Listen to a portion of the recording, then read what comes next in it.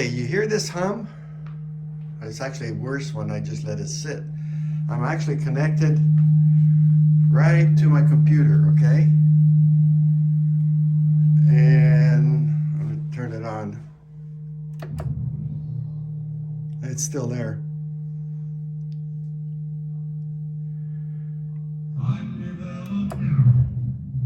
Okay, so see, when I set it down, it's weird. So I'm going to take apart this thing and disconnect the preamp and reconnect it right to the output. It's going to be a job, and I'll walk you through it, and then we'll try it. So I'm not sure why we're getting this hum. I just don't know. So anyway, I am going to take it apart. See this. Now the problem is when after it's recorded and I show you. Hold on a second. Let me close this. This is the song I recorded yesterday, and watch. See? Right before the song starts. So I can't have that hum. It's just not right. It should be totally quiet. So let's take that puppy apart. All right, first thing we got to do is make sure this is in the locked position. I took the turntable off so it doesn't fall. I thought there was a belt there, but I guess not. It's direct drive. Yes, it is. Okay, so there's no belt to worry about. It just pulls right off. And what I'm about to do now is turn it upside down. I'm going to get a piece of rag or something to protect the cover. I'm going to leave the cover on so I can flip it upside down on here. So let me get something nice and soft and we'll take it from there. All right, first let me say this. Most videos I watch, they say, oh yeah, there's only 8 screws. I don't think so. There's 3 here, there's 3 here, there's 3 here, 2 more small ones here, and 2 more in here in order for that to come out. And I don't have any spacers like they're talking about. No spacers whatsoever. So this is a different model, newer model, I don't know, older model, I don't know. But all I know is that there's no spacers. All right, so let me dig into this and then we'll do some explanation on what I'm going to do.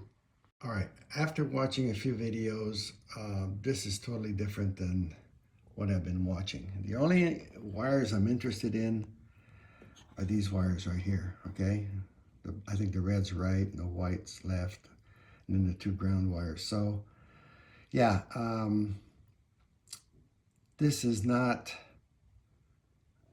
anything like the ones I've been watching, but I want to disconnect it from here right to here, but I can't do that either. So I'm going to have to do my own thing and use some RCA wires like these wires here.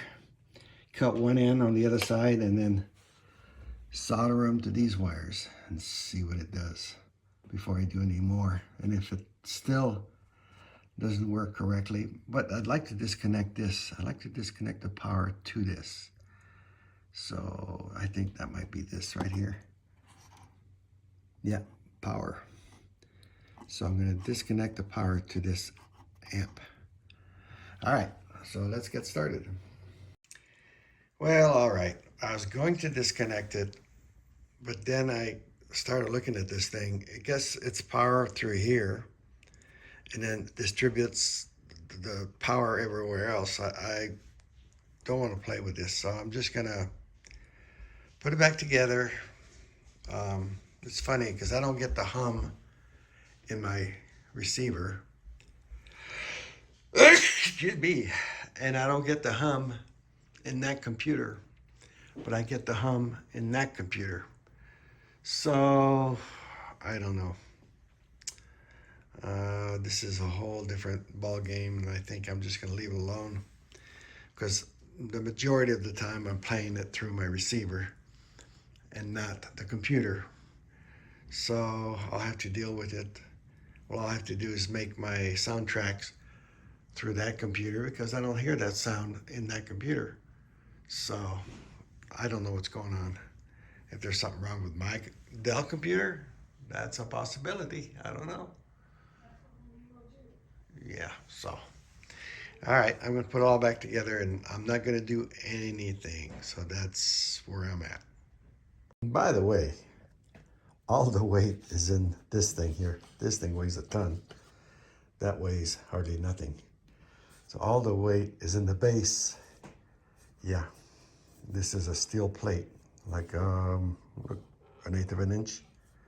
So yeah, they did that on purpose. So, all right, well, I'm gonna put it back together and then show you what I mean about not having that hum in the other computer, and I'll show you what I'm talking about. Also, if you have one of these magnets, I don't think you probably purchased these, it'll magnetize your Phillips screwdriver so that when you're going into these holes over here, so much easier to just set it down and then screw it. It holds the screw really good, and that's just for your own information. Yeah, works much better when it's magnetized. And again, you've got a bunch of screws. Let's see, 1, 2, 3, 4, 5, 6, 7, 8, 9, 10, 11, 12, 13, 14, 15 screws. So I'm not going to do anything. I'll put it all back together and do a demonstration. All right, so I've got it all back together, and it's connected to my amplifier over here, okay? I'm going to set her down. No humming.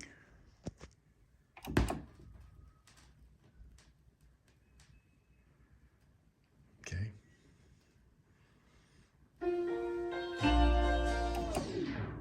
Okay, I can't play it, but you can see there's absolutely no humming. So now I'm going to go ahead and connect it to this guy. Basically, I'm just got the line out, okay? All right, so let's do that. All right, so now, oops, go back here.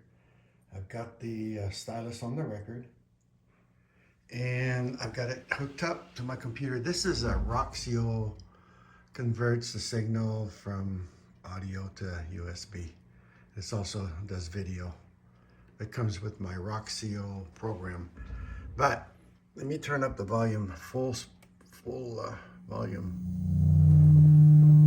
Oh, so you do hear it. Why would you hear that? Why?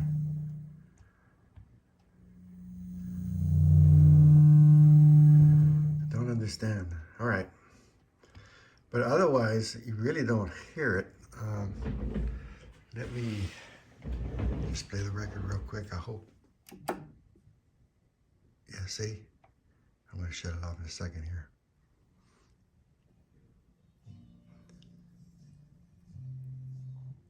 It wasn't loud enough for you to hear, but... Okay, let me turn it up again. Hold on. Let me go 35, 32. Put this on here. You can hear it a little bit, but not like it was.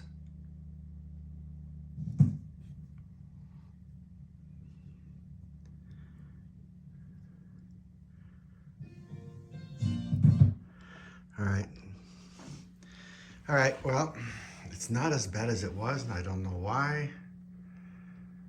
There's no ground from there. See, I'm using a preamp, and it's grounded to the preamp, but there's no ground to the computer, so I wonder if that's what it needs. Well, for the minute, let's hook it up to this other computer. I'm going to close it up and hook it up, and then we'll see what happens. All right, I've got this thing full volume, and I didn't experiment. I connected the ground to the ground over there just to see if it would make a difference. And it does a little bit. See that? So it does need the ground. But what I don't get is if I put this on here, watch.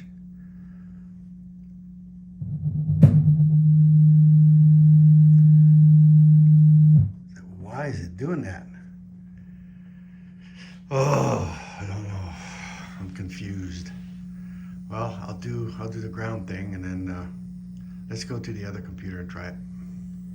All right, well, I've got it hooked up to the ASUS computer, and guess what? No humming, and its volume is full. You can see it's full.